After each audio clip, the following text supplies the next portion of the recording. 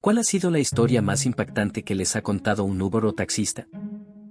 El parque que salvó un corazón. Una tarde, mientras regresaba a casa en un Uber, pasamos cerca de un parque que está a solo unas cuadras de donde vivo. De repente, el conductor, un hombre de mediana edad, rompió el silencio y me dijo: "Este parque es increíble, joven. ¿Viene usted seguido a caminar por aquí?". "A veces", respondí. "La verdad, es un lugar muy bonito". Él asintió y, tras un breve silencio, continuó hablando, pero esta vez con un tono más serio. "Mire, joven, hace algún tiempo descubrí que mi esposa me engañaba. Aquel día, estaba tan destrozado que pensé en quitarme la vida.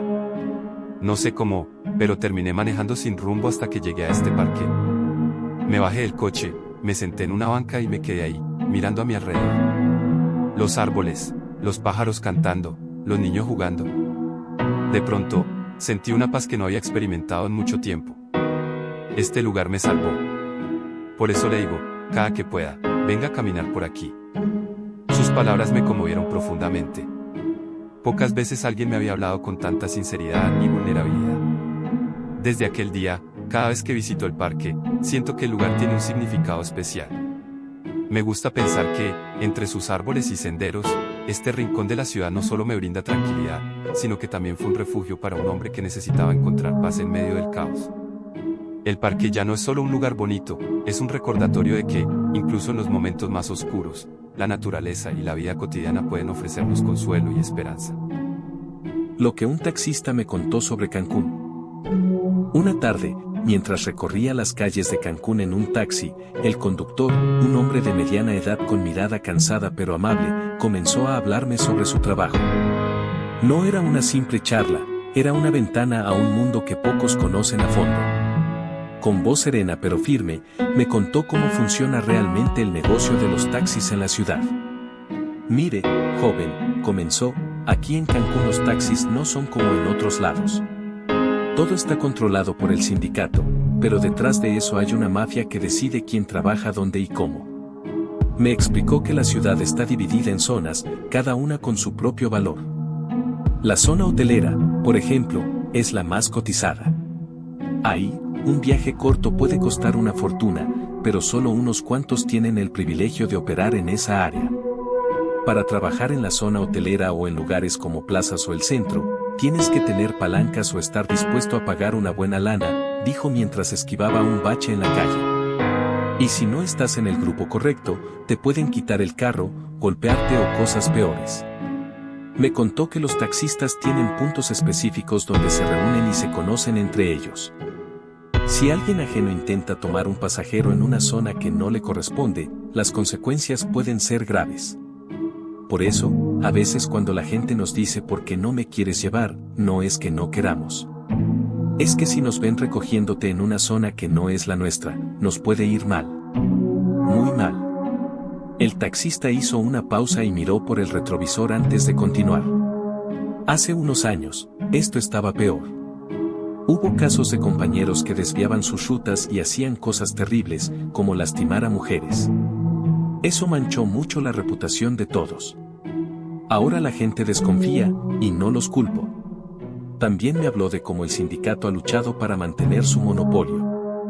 Han hecho de todo para que Uber no entre. Protestas, bloqueos, hasta amenazas. Quieren seguir cobrando lo que quieran sin competencia. Y los policías, bueno, muchos están coludidos con ellos. Si te ven con alguien en tu carro particular, te pueden parar y hacerte problemas, aunque no estés haciendo nada malo. Al final del viaje, el taxista suspiró y me dijo: "Por eso, si ves que la gente prefiere caminar o tomar el camión, es porque saben que con los taxis no se puede confiar del todo. Yo trato de hacer bien mi trabajo, pero esto es más complicado de lo que parece". Su historia me dejó pensando en cómo, detrás de algo tan cotidiano como tomar un taxi, hay una red de intereses, peligros y desigualdades que pocos están dispuestos a enfrentar. Cancún, con sus playas y hoteles paradisíacos, esconde un lado oscuro que solo quienes viven ahí conocen bien. El rescate que marcó una vida. Hace algunos años, en la Ciudad de México, conocí a un conductor de Uber que me compartió una historia que nunca olvidaré. Él había vivido el terremoto de 1985 y, junto con su vecino, a quien llamaremos Víctor, decidieron acudir a las zonas de desastre para ayudar en los rescates. Víctor, un hombre delgado y de baja estatura, resultó ser de gran ayuda para los bomberos debido a su complexión física, que le permitía adentrarse en espacios estrechos entre los escombros. En una ocasión, lo llamaron para intentar rescatar a una mujer y su bebé que estaban atrapados bajo los restos de un edificio. Víctor no dudó en entrar, pero tardó mucho más de lo esperado en salir. Cuando finalmente apareció, traía consigo a un bebé en brazos. Con voz temblorosa, explicó que la madre ya había fallecido. Sin embargo, algo en su semblante llamó la atención de todos. Víctor estaba extremadamente pálido y visiblemente afectado. Sin dar muchos detalles, dijo que ya no podía seguir ayudando y que se iba a casa. Nunca quiso hablar de lo que había visto o cómo había logrado rescatar al bebé. Años más tarde, cuando ambos ya eran adultos, Víctor finalmente decidió confesar lo que había ocurrido aquel día.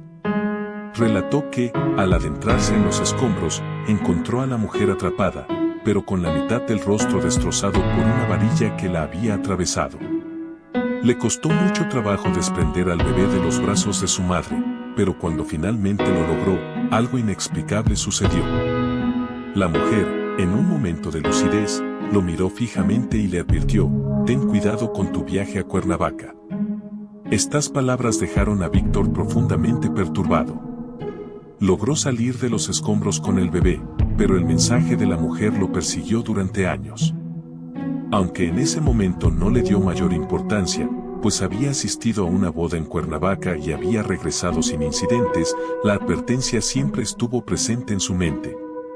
Tiempo después, cuando Víctor finalmente compartió esta historia, pareció liberarse de un peso que había cargado por décadas. Sin embargo, algunas semanas o meses más tarde, falleció en Cuernavaca, tal como la mujer le había predicho. Esta historia, más allá de lo paranormal, es un testimonio de los traumas y las experiencias que vivieron quienes estuvieron en primera línea durante el terremoto del 85. Víctor no solo rescató a un bebé aquel día, sino que también cargó con un secreto que lo marcó para siempre. Su relato es un recordatorio de cómo, en medio de la tragedia, el valor y el miedo se entrelazan, dejando huellas imborrables en quienes las viven. Él es guardaespaldas, entre balas y cicatrices. Cuando Uber comenzaba en México y el servicio aún tenía un aire más exclusivo, me tocó un chofer que, desde el primer momento, llamó mi atención. Era un hombre imponente, con una cicatriz profunda que le cruzaba el cuello y el cachete izquierdo. Durante los 40 minutos que duró el trayecto, entablamos una conversación que me llevó a conocer una historia fascinante y llena de peligros. El chofer, quien prefirió mantener en secreto el nombre de su antiguo empleador, me contó que durante la época más violenta de la delincuencia organizada en Monterrey, alrededor del 2011, trabajó como guardaespaldas de un importante empresario. En esos años, los Zetas intentaban secuestrar a empresarios y sus familias, y él, como parte de su trabajo, vivió de cerca los enfrentamientos. Uno de los episodios más intensos que recordó fue cuando intentaron secuestrar a un niño saliendo de su escuela privada.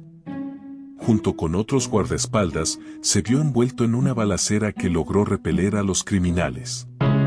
Al arremangarse la camisa, me mostró su brazo, lleno de cicatrices, algunas parecían medias lunas, otras como si le hubieran arrancado pedazos de músculo. Era evidente que había pagado un alto precio por su oficio. Me relató que, en aquel entonces, mientras se disolvía la policía estatal para dar paso a la creación de la fuerza civil con apoyo empresarial, su patrón y otros empresarios de alto nivel trajeron a mercenarios ex-Mossad y ex-marines. Estos no solo entrenaron a los guardaespaldas, sino que también formaron un grupo paramilitar encargado de eliminar a los Zetas. Su modo de operar era implacable. Una vez que localizaban una casa de seguridad de los Zetas, se lanzaban al ataque sin avisar a nadie. Solo después de terminar con los criminales, llamaban a la policía para que encontraran lo que parecía un ajuste de cuentas entre bandas rivales. Con la información obtenida en cada operación, localizaban otra casa y repetían el proceso.